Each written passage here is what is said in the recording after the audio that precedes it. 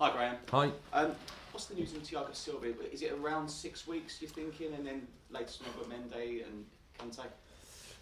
Yeah, Thiago will be around that time. I'm not sure exactly.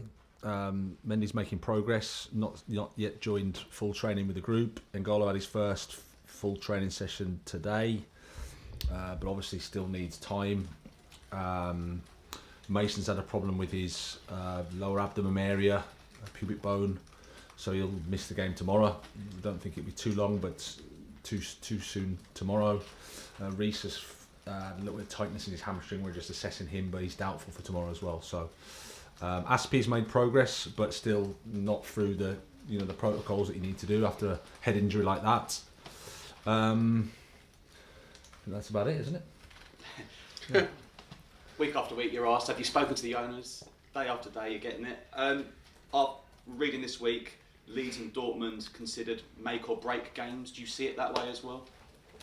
Well, I don't tend to look at it in any way like that. I just tend to look at it, focus on the next match. We know the situation we're in, which is we need to improve the results we've had.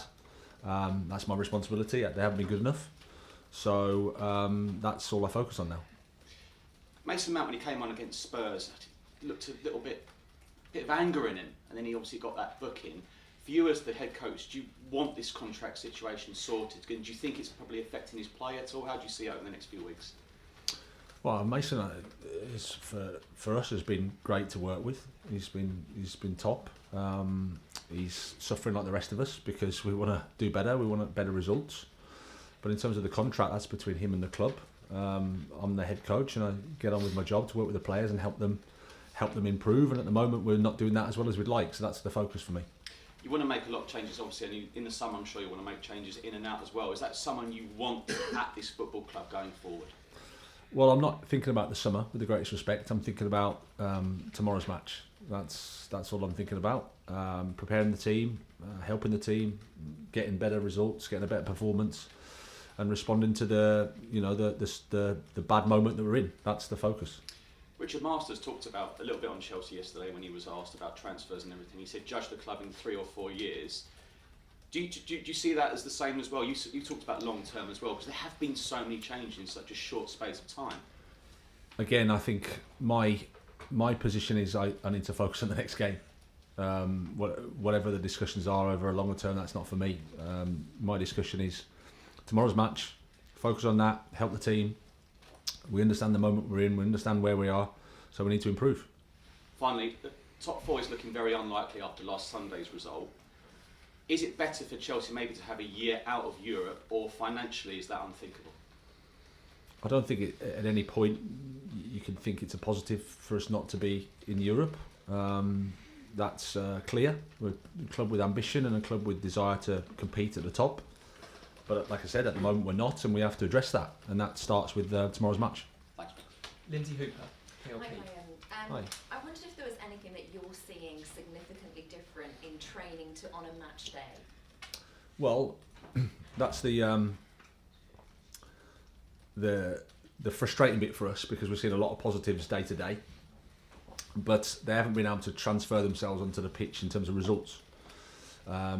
Performances haven't been as bad as our results, I would say, but still, nevertheless, we know the business we're in, and the results we haven't liked.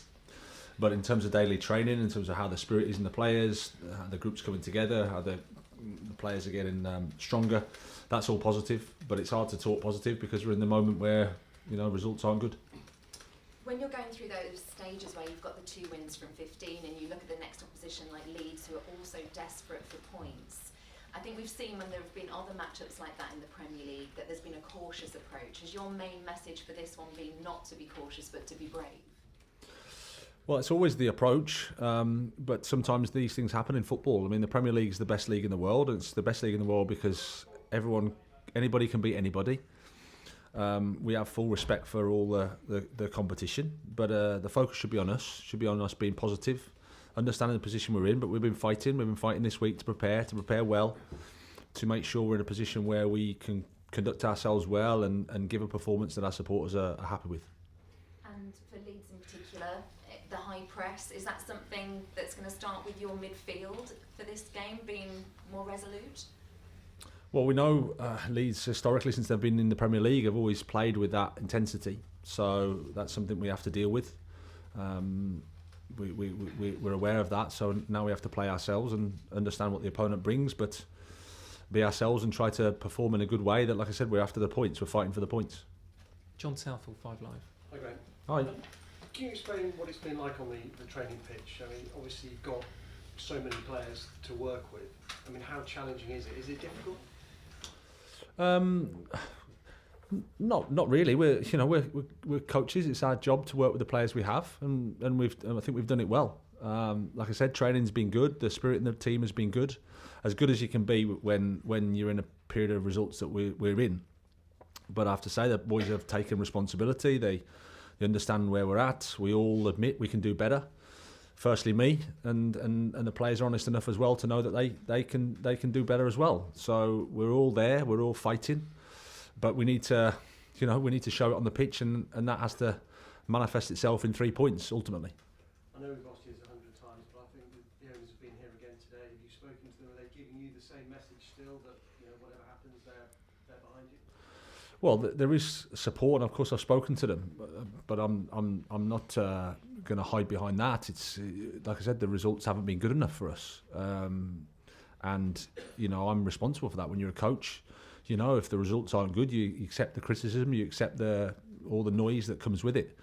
My job is to stay with the team, stay focused, try to prepare the team as well as I can, and then win the game tomorrow. And what would your message be to the fans? Because I think it's fair to say they're getting a bit edgy ahead of the game tomorrow. Well, I think that's understandable. I mean, fans care, so it's an emotion, and however that comes out is understandable.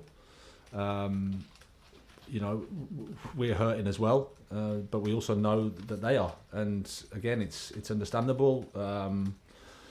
We thank them for their support because it's been there completely. I think when you lose at home 1-0 to the team that's bottom of the league, you expect a negative response. There's no complaints about that at all. I have no complaints about our supporters. They've been fair with us. They've been supportive when they can. We haven't been, good enough at the moment to give them enough to be really excited about with the team, and that's where the work is. And you say you're seeing things on the training pitch that maybe you're not seeing on match day. So how much is it when your team step on the pitch actually it's now becoming sort of a psychological issue, given that the run you're on? Well, every team in the world has moments where they find it difficult, and sometimes you have moments where everything goes well. We're in the first moment, I would say. So our job is to fight through it. There's no other way. Keep working, sticking together, keep fighting through it, and believing that you can turn it round, and believing that the win is around the corner, and that's what we hope, of course, for the weekend. It'd be nice to celebrate a goal with it tomorrow. It's been a long time at home. I think on the 15th of January. I think the last time there was a home goal. It'd be nice, yeah. Good luck. Thank Moose, talk sport. You say that you can do better, Graham. Explain that for me.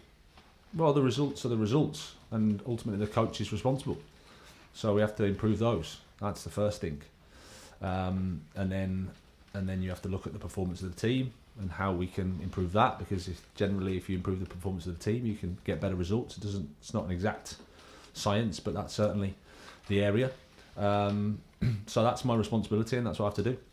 But you seem to be taking a lot of that responsibility on your shoulders. Well, as a head coach, I think you have to. That's the job. I don't think it's a total responsibility, but it's certainly a huge responsibility. And like I said, the results haven't been good enough. We know that, and we accept that. There's no hiding behind it. We have to do better, and it starts with me. You said you want to concentrate just on tomorrow's game, not on the long term, just on what's immediately in front of you. How do you do that with all the noise that's been going about and people asking you constantly about whether the owners support you? Well, by not listening too much to it, to be honest, is the honest answer. And step by step, next training session, next meeting, next conversation with the player, focus on the next thing, and then bit by bit you get through the days and you get through the weeks, and that's how you work. But we're fighting for improvement. We're fighting to do better. The spirit is there in the team. The spirit is there amongst the staff. The spirit is there in me. But as I said the other week, talking is one thing. We have to do it. We have to do it on the pitch.